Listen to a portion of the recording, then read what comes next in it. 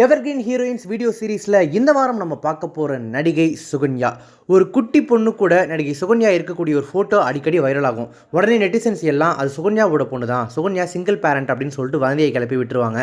இதனால் சமீபத்தில் ரொம்பவே மனசு நொந்து போன சுகன்யா, ஐயோ அவள் என் பொண்ணு இல்லைங்க, என் அக்கா பொண்ணு, நானும் இது என்னோட அக்கா பொண்ணுன்னு சொல்லி தான் இதை என்னோட சோஷியல் மீடியாவில் ஷேர் பண்ணியிருந்தேன். அதையும் மீறி அவளை என் பொண்ணுன்னு வதந்தி பரப்புனா நான் என்ன செய்கிறது? என் கல்யாண வாழ்க்கை ஒரு வருஷம் கூட நீடிக்கலைன்னு நான் வெளிப்படையாகவே சொல்லியிருக்கேன்.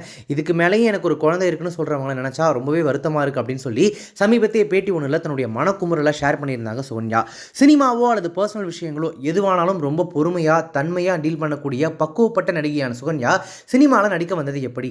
தமிழ் சினிமாவில் பெயர் போன நடிகையாக புகழ் பெற்றது எப்படி? காதோரம் லோலாக்குன்னு இவங்க ஆடிய பாட்டுக்கும் இவங்களுடைய நடிப்புக்கும் ஹோம்லியான முக வசீகரத்துக்கும் பரவச சிரிப்புக்கும் 90s பெரிய ரசிகர் படையே இருந்த சுவாரஸ்யமான வரலாறு தான் இப்போ இந்த எவர்கிரீன் ஹீரோயின்ஸ் வீடியோ சீரீஸில் நம்ம பார்க்க போகிறோம். பரதநாட்டிய டான்சர், பாடலாசிரியர், இசையமைப்பாளர், இயக்குனர், டான்ஸ் மாஸ்டர், ஓவியர், சிங்கர், டப்பிங் ஆர்டிஸ்ட்னு சுகன்யாவுக்கு பன்முகங்கள் உண்டு. அதில் ஒன்று தான் சிறந்த நடிகை. இயக்குனர் இமயம் பாரதி ராஜாவும் இயக்குனர் சீக்கிரம் கே பாலச்சந்தரும் நீ எந்த கேரக்டருக்கும் பொருந்தக்கூடிய ஒரு நடிகை அப்படின்னு சொல்லிட்டு சுகன்யாவை பெருமிதத்தோடு பாராட்டியிருக்காங்க. இப்படிப்பட்ட சுகன்யா பெரிய கனவோட சினிமா ஃபீல்டுக்கு வந்தாங்களா அப்படின்னு கேட்டால் இல்லவே இல்லை அப்படின்னு தான் சொல்லணும்.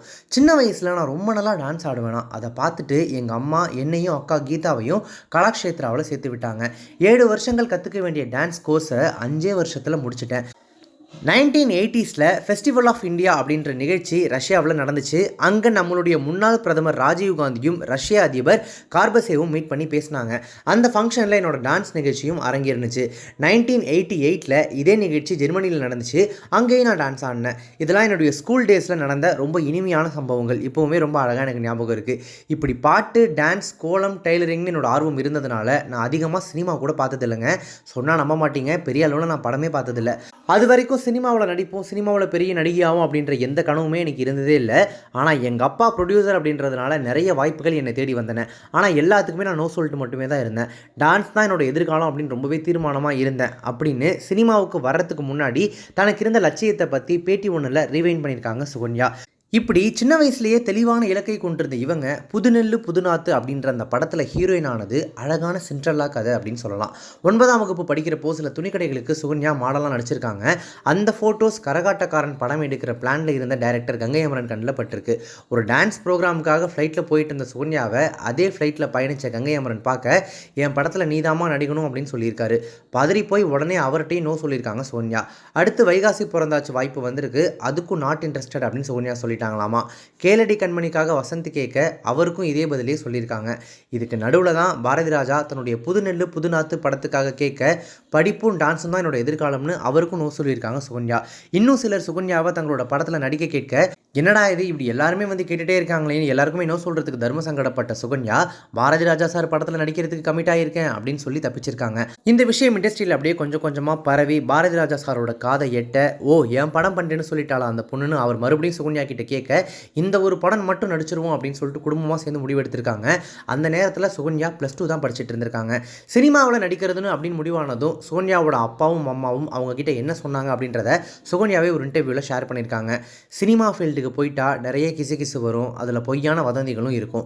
அதையெல்லாம் உன்னால் தைரியமாக ஹேண்டில் பண்ண முடியும் அப்படின்னா நீ தாராளமாக நடிக்கலாம் அப்படின்னு அப்பா சொன்னார். அம்மா உன்னை பற்றி யார் என்ன சொன்னாலும் நடிப்பில் மட்டும் கவனம் செலுத்தினா எந்த வதந்தியாலையும் உன்னை ஒன்றும் செய்ய முடியாதுன்னு தைரியம் கொடுத்தாங்க. என்னை பொறுத்த வரைக்கும் என்ன மாதிரியான வதந்திகள் வந்தாலும் சப்போர்ட்டுக்கு நம்ம கூட அப்பாவும் அம்மாவும் இருக்காங்க. அப்புறம் என்ன பயன்னு புதுநெல்லு புதுநாத்து படத்தில் நடிக்க மனசளவில் நான் ப்ரிப்பேர் ஆகிட்டேன். மனதளவில் தன்னை சரியாக பக்குவப்படுத்திக்கிட்டு சினிமாவுக்கு வந்த சுகன்யாவுக்கு முதல் பட அனுபவம் எப்படி இருந்திருக்கும் அப்படின்றதையும் அவங்களே சொல்கிறாங்க. நீங்கள் அழுது ஆக்ட் பண்ணணும், கண்ணில் கிளிசரின் போட்டுக்கோங்கன்னு சொன்னாங்க. கண்ணில் எதையோ ஊற்ற சொல்கிறாங்களேன்னு பயந்துட்டு நான் அழுதுடுறேன் அப்படின்னு சொல்லி அப்படியே ஸ்பாட்டில் செஞ்சுட்டேன். எல்லாருமே ஆச்சரியப்பட்டு போனாங்க. அந்த படத்தில் வரக்கூடிய அந்த ஹீரோயின் கேரக்டர் கொஞ்சம் இழுத்து தான் பேசணும், அது நமக்கு வருமானு பயந்தேன். ஆனால் பாரதி ராஜா சார் இருக்க என்ன பயம், அவர் நடிச்சு காட்டுறதை நம்ம அப்படியே திருப்பி செஞ்சாலே போதுமே. சில காட்சிகளை அவர் எதிர்பார்த்ததை விட நான் பெஸ்ட்டாக நடிச்சிருக்கேன் போல், புதுமுகமான உன்கிட்ட இவ்வளோ இன்வால்மெண்ட்டை நான் எதிர்பார்க்கவே இல்லைமான்னு என் ஸ்பாட்லேயே பாராட்டினார் அப்படின்னு சொல்லி இந்த வார்த்தைகளை அந்த இன்டர்வியூவில் சொல்கிறப்போ சுகன்யாவோட குரலில் அவ்வளவு நெகிழ்ச்சியும் பெருமிதமும் போட்டு மிளர்ந்துச்சு. புதுநெல்லு புதுநாத்து படத்தில் வர்ற கருத்த மச்சான் கஞ்சத்தனை எதுக்கு மச்சான் பாட்டுலையும் சிட்டான் சிட்டான் குருவி பாட்டில் கேரக்டர்லையும் சுகன்யா வெளிப்படுத்திய எக்ஸ்பிரஷன்ஸும் ஆட்டமும் துள்ளலும் அவ்வளோ அதகலமாக இருக்குங்க இப்போவும் பார்க்கும்போது. இதுக்கப்புறமா சுகன்யாவுக்கு ஓஹோன்னு பேர் வாங்கி கொடுத்த படம் அப்படின்னா சின்ன கவுண்டர். இந்த படம் எந்த அளவுக்கு அவங்களுக்கு பேர் வாங்கி கொடுத்துச்சு அப்படின்றத நான் சொல்லி உங்களுக்கு தெரிய வேண்டியதில்லை. அந்த படத்தில் மனோரமா ஆட்சிக்கு இணையாக கொங்கு தமிழ் பேசி ஆச்சரியப்படுத்தியிருப்பாங்க சுகன்யா. அதுலேயும் விஜயகாந்த் தோட்டத்தில் புலி திருடுறது, மனோரமா கூட ஏட்டிக்கு போட்டியாக வாய்ஸ் அவடால் விடுறது, விஜயகாந்த் கூட பம்பரம் விடுற போட்டி, மொய் விருந்து வைக்கிறது, ஜெயிலுக்கு போகிறதுன்னு ஒவ்வொரு சீன்லேயுமே தேர்ந்த நடிகையாக நிறைய இடத்துல ஸ்கோர் பண்ணி தன்னைத்தானே நிரூபிச்சிருப்பாங்க. இந்த படத்தில் நடித்த பிறகு ரஜினியை தவிர மற்ற எல்லா டாப் ஹீரோக்கள் கூடவும் ஜோடியாக நடிச்சிட்டாங்க சுகன்யா.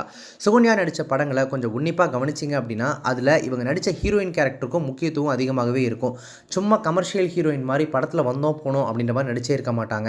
வால்டர் வெற்றிவேல் படத்தில் வரக்கூடிய அந்த கண்ணு தெரியாத பொண்ணு கேரக்டர், திருமதி பழனிசாமி படத்தில் வரக்கூடிய அந்த சுகன்யாவோட டீச்சர் கேரக்டர் சுற்றி தான் கதையே நகரும்.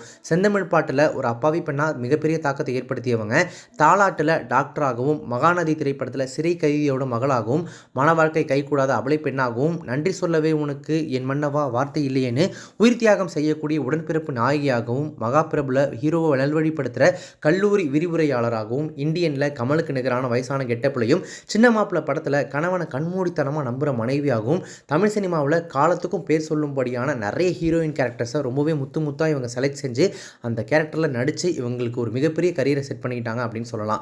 சுகன்யா கேரக்டர் ரோல்களில் நடிக்க ஆரம்பித்த பிறகும் கூட ஆஹா படத்தில் மரண தருவாயில் இருக்கக்கூடிய ஒரு முன்னாள் காதலி கேரக்டரில் சூப்பராக நடிச்சிருப்பாங்க. குட்லக் படத்தில் பொய் சொல்கிறது பிடிக்காத ஒரு அன்னி கேரக்டரில் நடிச்சிருப்பாங்க. எல்லாம் அவன் செயல் படத்தில் தர்மத்தை காப்பாற்ற எதையுமே செய்யலாம்னு நினைக்கிற ஹீரோவோட அக்காவாக நடிச்சிருப்பாங்க. சிலனொரு காதல் படத்தில் போல்டான கேரக்டர் ரோல்லையும் கவனம் ஈர்த்திருப்பாங்க. எப்படிங்க ஒரு நடிகையால் இவ்வளோ நல்ல கேரக்டர்ஸ்லாம் செலக்ட் பண்ணி நடிக்க முடியுது அப்படின்னு சொல்லிட்டு அவங்கள்ட்ட கேட்டதுக்கு அவங்க ஒரு இன்டர்வியூவில் என்ன சொல்லியிருக்காங்க அப்படின்னா, என்னை தேடி 3 படங்களுக்கான ஆஃபர்ஸ் வந்தால் அதில் 1 மட்டும் தான் நான் செலக்ட் பண்ணுவேன். அதனாலே நான் நடித்ததில் நிறைய படங்கள் 100 நாட்களை தாண்டி ஓடி இருக்கு. அப்படி செலக்ட் பண்ணி நடித்தோம். பொங்கல்னா 2 படங்கள், தீபாவளினா 3 படங்கள்னு எனக்கு ரிலீஸ் ஆகிருக்கு. எல்லாத்துக்குமே காரணம் என் அப்பா அம்மா பிளெஸிங்னு தான் சொல்லுவேன் அப்படின்னு ரொம்பவே நெகிழ்ச்சியாக சொல்லியிருக்காங்க. சுகன்யாவுக்கு கிடைச்ச பாராட்டுகள் எல்லாமே ரொம்பவே தனித்துவமானவை தான். பாரதி ராஜாவும் பாலச்சந்திரும் பாராட்டினதை நம்ம ஆல்ரெடி இந்த வீடியோவில் சொல்லியிருப்போம். இந்தியன் படத்தில் நடித்ததுக்காக எனக்கு அப்புறம் இப்படி ஒரு சேலஞ்சிங் கேரக்டர் பண்ண ஆர்டிஸ்ட் நீதாமா அப்படின்னு நடிகை சவுகார் ஜானகியே பாராட்டியிருக்காங்க. கன்னத்தில் முத்தமிட்டால் படத்தில் நந்திதா தாஸுக்கு ஸ்ரீலங்கன் தமிழ் உச்சரிப்பில் பின்னணி குரல் கொடுத்தது வேறு யாரும் இல்லை, நம்ம நடிகை சுகன்யா தான். அதுக்கு அவங்கள சென்சிபிள் டப்பிங் ஒர்க் அப்படின்னு சொல்லி எழுத்தாளர் சுஜாதா மனசு விட்டு பாராட்டியிருக்காரு. வால்டர் வெற்றிவேல் படத்தில் நீங்கள் நடிக்கலை, வாழ்ந்திருக்கீங்க அப்படின்னு சொல்லி முன்னாள் முதல்வரான ஜெயலலிதா பாராட்டியிருக்காங்க. சுகன்யாவை பேட்டி எடுத்த நிருபர் ஒருத்தர் சுகன்யா வீடு முழுக்க விருதுகளாக தான் இருக்கும் அப்படின்னு தன்னுடைய கட்டுரையில் குறிப்பிட்டிருப்பார். சிறந்த நடிகைக்கான ஃபிலிம்ஃபேர் அவார்டை மட்டுமே 5 முறை வாங்கியிருக்காங்க சுகன்யா. 1990s தமிழ் சினிமாவை தன்னுடைய நடிப்பால் ஆண்ட நடிகைகளில் சுகன்யாவும் ஒருத்தருங்கிறதுக்கு இதை விட அழுத்தமான ஆதாரம் வேறு ஏதாவது வேணுமா என்ன? சீரியல்லையும் சுவாமி ஐயப்பன், ஜன்னல், ஆனந்தம்னு ஒரு பெரிய ரவுண்டு வந்தாங்க சுகன்யா. இதில் ஜன்னல் கே பாலச்சந்தர் அவர்கள் டைரக்ட் செஞ்ச சீரியல். அதுக்காக தமிழ், தெலுங்கு, மலையாளம், கன்னடம், ஹிந்தின்னு எல்லா மொழி டயலாக்கையும் ஒரே ஷாட்டில் பேசுவாங்களாம் சுகன்யா. அதுவும் ஆன் தி ஸ்பாட்டில். அந்த டயலாக் எல்லாத்தையும் சீரியல் ஷூட்டிங் ஸ்பாட்டில் தான் வச்சு கொடுப்பாராம் பாலச்சந்தர். சன் டிவியில் வந்த ஆனந்தம் சீரியலில் கணவரை இழந்து ஒரு குழந்தையோடு இருக்கிற சுகன்யா மறுமணம் செஞ்சுட்டு போகிற குடும்பத்தில் வர பிரச்சனைகளை சரி செய்கிற கேரக்டரில் ரொம்பவே யதார்த்தமாக நடிச்சு அதன் வழியாகவும் ஒவ்வொருத்தருடைய வீட்லையும் ரொம்ப நெருக்கமான ஒரு நடிகையாக அவங்க வீட்டு பொண்ணாக ஒரு மிகப்பெரிய இடத்த பிடிச்சிக்கிட்டாங்க. சினிமா ஃபீல்டுக்கு போயிட்டா உன்னை பற்றி நிறைய கிசு வரும்னு சுகன்யாவோட அப்பா சொன்னது அவங்க வாழ்க்கையில் அப்படியே நடந்துச்சு. அதையும் மன உறுதியோடு கடந்து வந்தாங்க சுகன்யா. பரதம் தான் வாழ்க்கைன்னு முடிவு பண்ணிட்ட சுகன்யாவுக்கு அவரோட அப்பா அம்மா 2002 கல்யாணம் செஞ்சு வச்சாங்க. ஆனால் அந்த திருமண வாழ்க்கை எதிர்பாராத விதமாக துரதிருஷ்டவசமாக 1 வருஷம் கூட நீடிக்கல. இவங்க தன்னுடைய விவகாரத்து விஷயத்தை பற்றியும் நேர்காணல் ஒன்றில் ரொம்பவே ஓப்பனாக சொல்லியிருப்பாங்க. விவாகரத்து செஞ்சுட்டு அம்மா வீட்டுக்கு திரும்பி வந்தால் 4 பேர் என்ன சொல்லுவாங்கன்னு இந்த சமுதாயத்தை பார்த்து பயப்பட வேண்டிய அவசியம் இல்லை. உங்கள் மனசாட்சிக்கு மட்டும் பயப்பட்டால் போதும். பண்ணிக்கிட்ட மேரேஜ் சரியில்லைனா அந்த வாழ்க்கையை விட்டு வெளியில் வர்றதுக்கு தயங்கவே கூடாது. திருமண வாழ்க்கையில் நடக்கிற குடும்ப வன்முறைகளை ஓரளவுக்கு தான் நம்மளால் சகிச்சுக்க முடியும். முடியாத பட்சத்தில் வெளியில் வர்றது தான் பெண்களுக்கு பாதுகாப்பு. இதுக்கெல்லாம் பொண்ணுங்களை முடக்கி போடக்கூடாது அப்படின்னு சொல்லி சுகன்யாவோட இந்த வெளிப்படையான ஸ்டேட்மெண்ட் அவரோட வழியை மட்டும் இல்லை, அவங்கள பெற்றவங்களுக்கு மட்டும் இல்லை, உலகத்துக்கே பல விஷயத்தை சொல்லிச்சு. கூடவே மனசொடிஞ்சு போய் திருமண வாழ்க்கை ஒழுங்காக அமையலை அப்படின்றதுனால தற்கொலை செஞ்சுக்க நினைக்கிற பல பெண்களுக்கும் அவங்க சொன்ன வார்த்தைகள் வழிகாட்டியாகவும் இருந்துச்சு. பரதநாட்டியம் தான் வாழ்க்கைன்னு அமைதியாக வாழ்ந்துட்டு இருந்த கலைமாமணி சுகன்யா மறுபடியும் தமிழ் படங்களில், சீரியல்களில் நடிக்கணும். சுகன்யாவோட நடிப்பை கொண்டாட அவங்களோட ஃபேன்ஸ் இன்னமும் எப்போவுமே வெயிட் பண்ணிகிட்டு இருப்பாங்க. ஸோ சீக்கிரமாகவே வெல்கம் பேக் கொடுப்பாங்க சுகன்யா அப்படின்ற நம்பிக்கையோட இப்போ இந்த வீடியோவை நம்ம முடிக்கலாம். நடிகை சுகன்யாவை பற்றின இந்த எவர்கிரீன் ஹீரோயின்ஸ் வீடியோ சீரிஸ் உங்களுக்கு ரொம்ப பிடிச்சிருந்துச்சுன்னா லைக் பண்ணுங்கள், ஷேர் பண்ணுங்கள். இந்த வீடியோவில் சொன்ன விஷயங்களை பற்றின உங்களுடைய கருத்துக்களை கமெண்ட்ஸில் ஷேர் பண்ணிக்கோங்க. நம்ம சேனல் வரைக்கும் சப்ஸ்கிரைப் பண்ணாதவங்க யாராவது பற்றி பார்த்துருக்கீங்க அப்படின்னா மறக்காம உடனே இப்போவே நம்ம சேனலுக்கு சப்ஸ்கிரைப் பண்ணிவிட்டு பக்கத்தில் இருக்க நோட்டிஃபிகேஷன் பெல் பட்டனை மறக்காம டிங் நினைத்துருங்க.